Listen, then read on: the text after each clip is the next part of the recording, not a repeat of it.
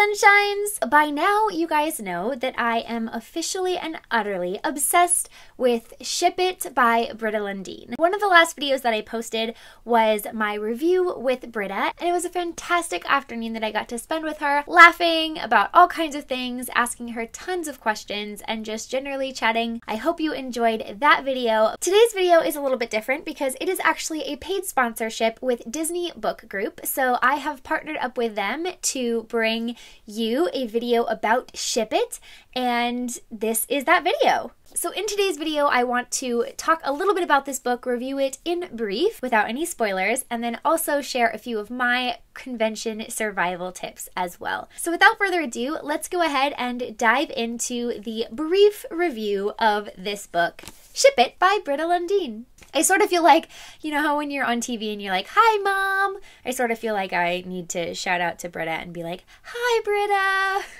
So anyway, I guess I just did. So let's start by talking a little bit about Ship It by Britta Lundin. So for those of you who don't know, Britta Lundin's name is pronounced Britta Lundin.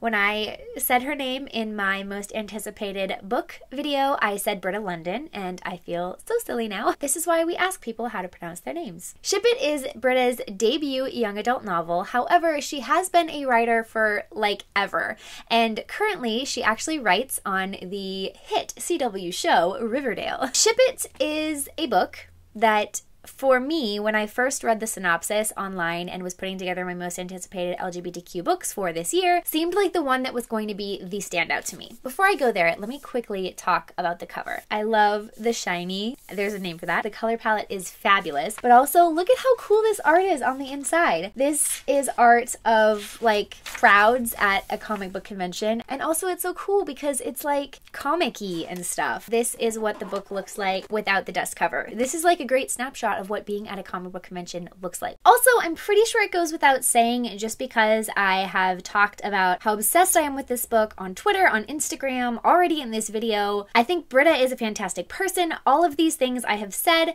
but I do want to just quickly state that even though this video is a paid sponsorship with Disney Book Group, that my opinion is still totally 100% my own. Like, they might be paying me to make this video, but they are not paying me for my opinions about this book. So now let's talk a little bit about the book. I have heard this book compared so far to Fangirl by Rainbow Rowell, as well as Geekerella. I wish I could confirm or deny those comparisons.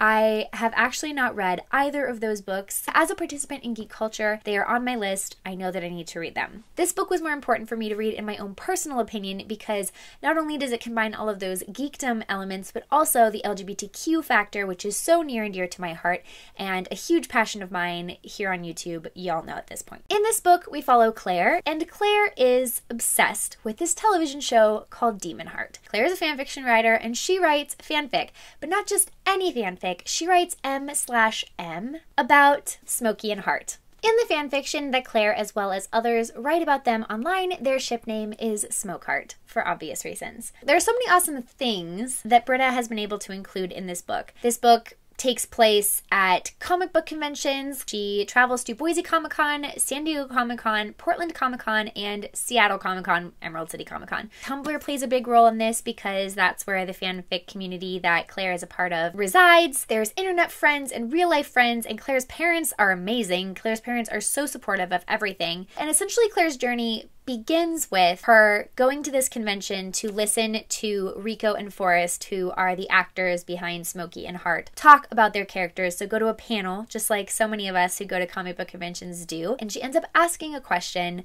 about whether Smokey Heart is ever going to become canon.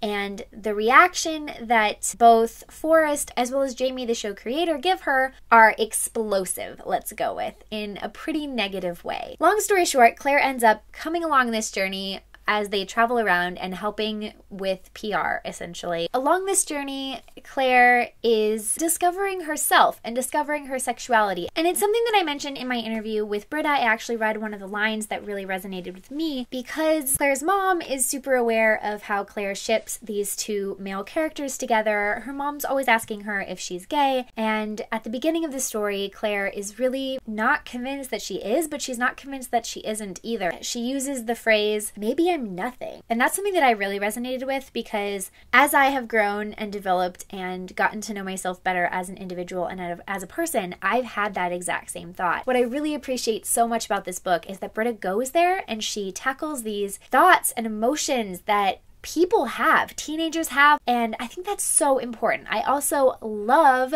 that there are some sexy scenes in this book. I love that there's swearing. I love that there is conflict. I love that all of the characters are fully dimensional. They are flawed. They are kind. They struggle with internal emotions and thoughts that so many of us do, and because of the conversational way that Britta writes these characters, there's a lot of inner monologue that happens for everyone. I'm rambling at this point, but I want to talk about how much I love this book without spoiling things, and it's really difficult. But essentially, things that I love about this book are that it takes place at comic book conventions. It follows a girl who writes fan fiction on Tumblr online. One of the major themes of this book is shipping things, which I think is awesome. But there are true LGBTQ themes in this book and struggles. I love that Britta writes about all of these things, being a teenager, the thoughts inside a teenager's head, sexuality, questioning your sexuality in a really genuine way. I also love that she tackles mature and like big concept things like sexuality and sexy scenes, like things that are totally normal things that teenagers should be allowed to read about that they aren't. And it's for some reason talking about sex and how sex feels and the way it all works and our sexuality in general. All sexuality, all sex is somehow taboo for teenagers to talk about or read about or watch on shows. And I don't actually believe that. And so I love that Britta goes there with this. I love that she snuck in a Jughead reference. Definitely comment down below if you read this book and you find the Jughead reference. Everyone's stories are important and everybody deserves to be seen and everybody deserves to see themselves in a book and in a TV show and in a movie and when they're walking down the street and in their friend group. And that is what is so cool about this book is I feel like teenage Mallory would have, I don't even know, like if this book had existed when teenage Mallory was thinking all the thoughts that were in her head, but I think things might have ended up a little bit differently because I was an awkward, nerdy, geeky kid and I wasn't sure of myself and I didn't really gain a ton of confidence until much later in life. I didn't really know who I was until much later in life. And so if this book had been around, I just think that might have been a little bit of a different story. And that's why I think this book is so important for kids today. I know that there are kids out there, teenagers out there who are going to identify with this book. There are going to be people from my generation who identify with this book also and go, wow, remember when? And I think that's really cool too. I cannot say enough good things about this book. I think this book is super important just because it makes people like that, people like me, feel seen and feel heard and feel like there's a story that represents them in a more holistic way. And for me, like growing up, and I love reading romantic books about love in general, but there's a huge deficit in that market for people who are like me, for queer teenagers, for queer people. And this book is so many things, and it's going to be so many things for so many people, and that is how I feel about this book. Ship it by Britta Lundin. Ding. That's all I have to say. I can't talk about it anymore because I don't really know where I've gone with this, and I don't really know what I've said, but just know that I love it. It's really important. Get your hands on this book, read it, and then report back and let me know what you think. So also because the majority of the locations in this book are conventions, I thought, why not elaborate on my cosplay convention survival guide that I did for Sartorial Geek and make sort of a generic cosplay attendance tips video as well. So I talked a lot about the book. I meant to talk about it less. This will be more of a footnote, but I do have a few tips for those of you who are going to be, like Claire, attending your first convention soon. From somebody who has now been on so many different sides of being at a convention. I've worked runway shows, I have talked to actors and famous people, I have participated in photo ops, I have gone to panels, been on panels. I've done a lot of things with conventions, and so I just have a few tips for you if you are going to be attending your first comic book convention anytime soon. Tip number 1, dress comfortably. If you are simply going as an attendee, then definitely dress comfortably. Wear comfortable shoes because believe me, you will be on your feet a lot. I would always also recommend wearing layers. So maybe a t-shirt with something like this over top, like a shrug or a sweater, or a sweatshirt. It's nice to be able to take your outer layer off and cool off if there's a lot of bodies around and it gets really warm, but also it's nice to be able to put that layer back on when it gets kind of cool and you've stopped moving around. Tip number 2 in the same clothing vein, just remember that you are going to be 100% surrounded by nerds. At a convention, everyone that you are going to be around is there for the same reason. So feel free to express yourself in a way that you might not always feel like you can at home. If today is the day that you feel like wearing your Luna Lovegood lion hat, then by golly, you should absolutely wear it, because believe you me, nobody will bat an eye. In fact, they might not even notice, because that just is so normal at conventions. Basically, just have fun. Tip number 3, stay hydrated and bring snacks. Eating and drinking at a convention are really important to remember, and oftentimes they are easy to forget. Emily and I always keep a water bottle of some kind in a small backpack that one of us wears. Usually it's me because it's my purse too, but sometimes it's Emily if I'm in a costume. We trade off. That's the nice thing about having a built-in convention buddy in a wife. We always bring a water bottle, and then we always bring snacks. Bringing snacks into the convention is really crucial because honestly, even with the best planning, you might not eat 3 times a day, especially if you're working a convention, which I know if this is your first convention, you probably aren't, but you might be. It can get really tricky to leave the booth. It can get also really complicated because when you're waiting in really long lines for panels or for signings or for photo ops, you can't leave or you lose your spot. So having a snack where if you're feeling like your blood sugar is low or you need a little boost of energy or you need something to drink like water on you at all times is really crucial. Plus, it's very easy to get dehydrated and it is super easy to get hangry, and nobody likes to be around a hangry person, especially at a convention. Tip number 4 is, if you can, go with a buddy or go with a friend or go with multiple friends. But I would say if it's your first convention, maybe try not to go with too many people, more than 3 or 4, because the more people you have in your party, the more people who have opinions. Going with somebody that you're really close with or that you trust can be such a relief, because not only, like I said before, does one person or you have to be responsible for carrying everything that you need for the day, you can kind of share responsibility in being the bringer of things or the backpack person.